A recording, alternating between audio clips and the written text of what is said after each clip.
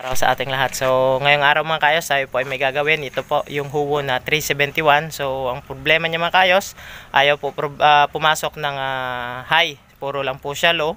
Pero bago po yan mga kayos, gusto ko magpasalamat. I-shoutout si Carlito Sanico. Maraming salamat po sa suporta kayos. So, tara mga kayos, samahan niyo po ako at atin pong titingnan kung bakit po ayaw pumasok ng kanyang high at puro na lang po low. So, tara mga kayos, samahan niyo po ako.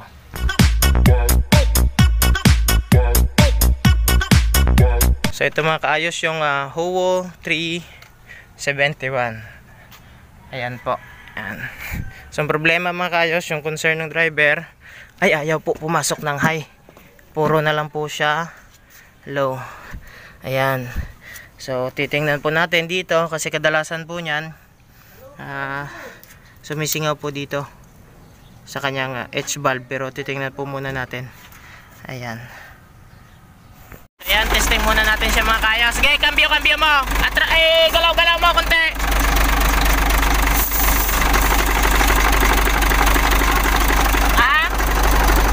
Ilaw mo lang muna. Galaw mo. Atras sa bante.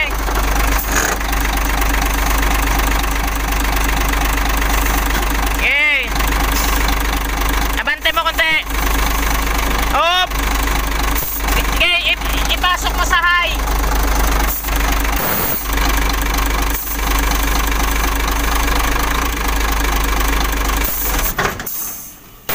Oh, yun.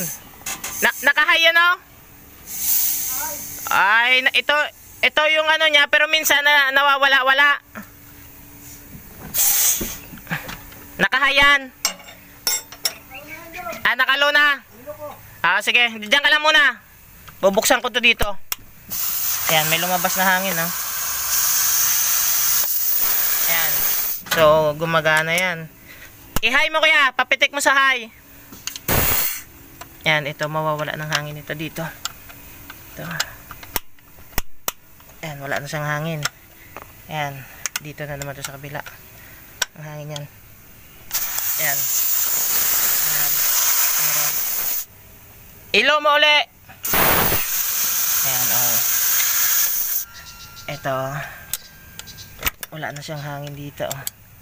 Wala na. Tapos, ito na uli meron dito sa low. Ayan. Ayan, so ngayon mga kaayos ay gumana po siya, pero may time na ayaw gumana. So ito po ang ating papalitan, yung kanyang H valve. Ito po problema niya, kasi minsan daw napasok ang low na lang, hindi napasok ang high. So ngayon tinesting natin siya, gumagana na yung high. So ibig sabihin na nagmamalfunction na yung ating H valve, double H valve, kapag sa katagalan na. May time na hindi na nalabas yung hangin dito, naka-steady na lang po siya dito. So yun pong ating papalitan. Ito po yung puwet na ito. Ito po yung tinatawag na double H valve ito. So ayan mga kayos, kapag kayong ito yung ating H valve, ulitin ko lang po, ito yung low, ito po yung high. So kung ito po naka-engage po sa low, dapat dito lang yung may hangin. Ito. Ayan. Ayan. Ayan. Ito. Dapat dito lang yung may hangin. Yan. Tapos kapag ka naka-high, ito, dapat dito lang din po yung may hangin. So ito minsan, naka-engage siya sa low, pero may lumalabas pong hangin dito. Yan. So ibig sabihin, nagloloko na po ito yung ating H valve. Pag i-high natin, dapat dito lang yung may hangin, dito lang. Kabila, ito lang. Ito yung high. So mga kayos, pwede din po ninyong gawin kung nasa alanganing lugar kayo at gusto nyo makauwi, puro lang siya naka-low, pwede mo itong hose, ilipat mo dito sa kabila. Para ano na po siya. Itong high na ito, lagay mo siya dito kung dito lang yung may hangin, para maging high na po yung inyong transmission. Pero kung loaded naman ho kayo, gusto nyo mag-low, tapos ito lang yung gumagana yung high, ilipat nyo lang po yung hose doon sa kabila. Pwede po yan siya. Yan. So babaklasin po muna namin to at papalitan po namin to ng double H valve. So ito mga kayos, kapag kayo po magkakalas nito, kailangan nyo lang ng Allen wrench na ito po, 6mm, 4 na Allen wrench. Matatanggal na po ito. Ito tatanggalin dito ulit na hose, tsaka yung supply ho dito 19, tsaka dalawang kabila ang fitting na 19 din. Yan, so papakita ko na lang kapag natanggal na po natin mga kayos. Ito siya mga kayos, ugutin na ho natin. 4 na Allen, yan. Yan. Yan, Sila nag-ano siya mga kaayos, oh. Ayan. Tanggalin natin itong mga tornilyo nya. Ito. Ayan. Ayan. Ito pwede rin to tanggalin siya mga kaayos. Wala namang iwasan lang yung ito po. May spring po yan siya dyan.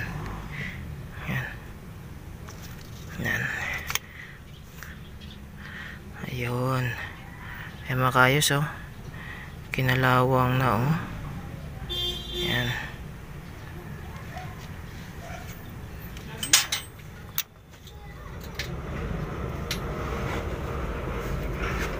Malalim na yung ano nya. Ito yung shafting nya, oh. Malalim na, oh. Ayan. Malalim na po mga kaayos. Ayan. May liig na po siya sa loob.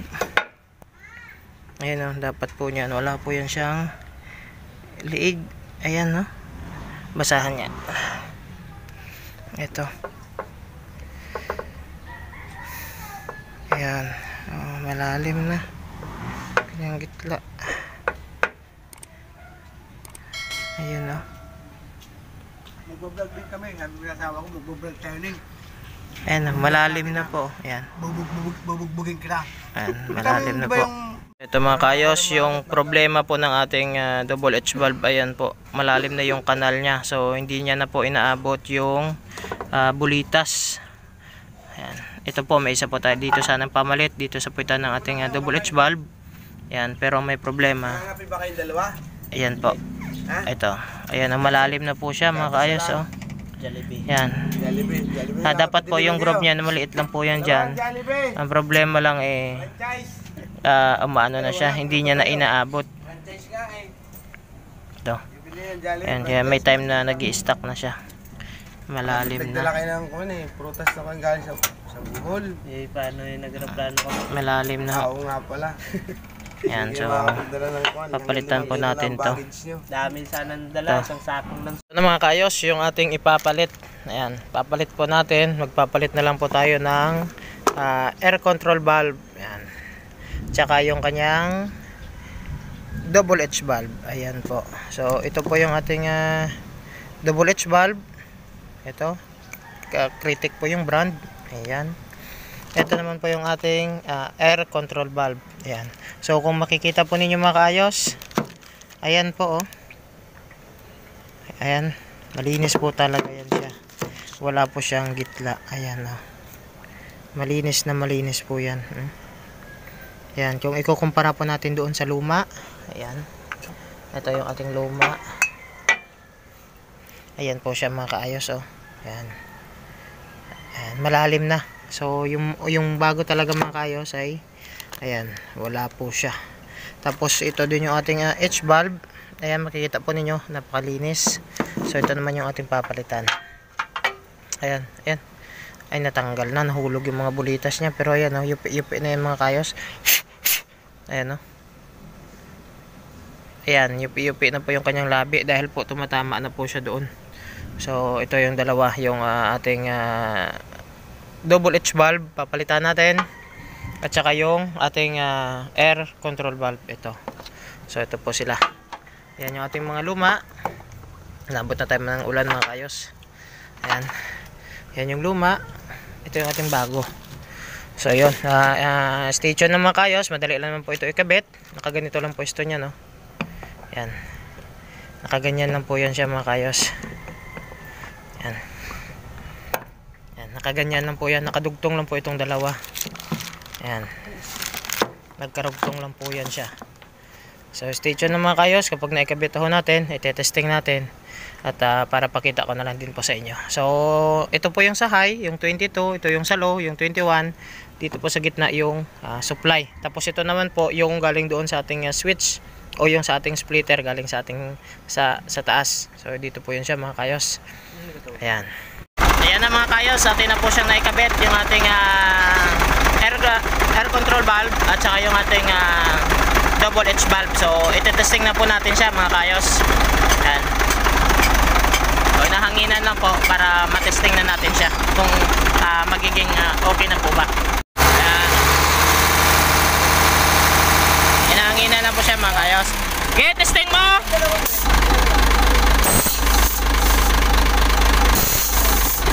Napasok! Dito ko sa kabilang sana ba?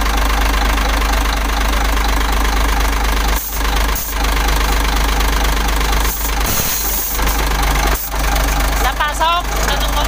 Napasok ko na? Ha? Haba! Ilaw mo muna! Ikambyo mo sa low lahat! Tapos iatras sa bante mo kuya Ke!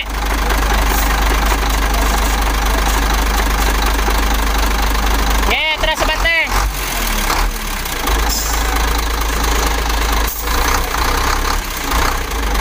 Yan!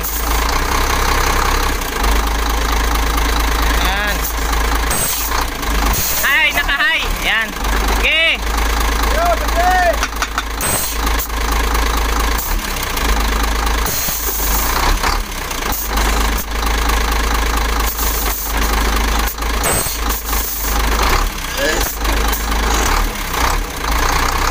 Yan, nakahayan. High. Ay, low. Ayan. Up. Ayan, nakalow yan. Okay. Atras. Okay. Okay. Okay. Up. Ayan, ipasok mo high. Yun, basta lumagatak. Okay na yan. Up! Okay na. Ayun, pasok na. Okay na. So yun na nga kayos, tapos na po tayo magkabit ng double H valve at saka ng air control valve niya, at na-testing na po natin at napasok na po yung kanyang high end at saka low. So okay na po siya. So yun na mga kayos, maraming salamat sa mga hindi pa po nakapag-subscribe sa aking YouTube channel. Please subscribe, like and share, at saka press po yung notification bell na yan para maging updated pa po kayo mga kayos sa ating mga bagong videos na gagawin na hopefully na makakatulong. So yun lang mga kayos, maraming salamat. God bless.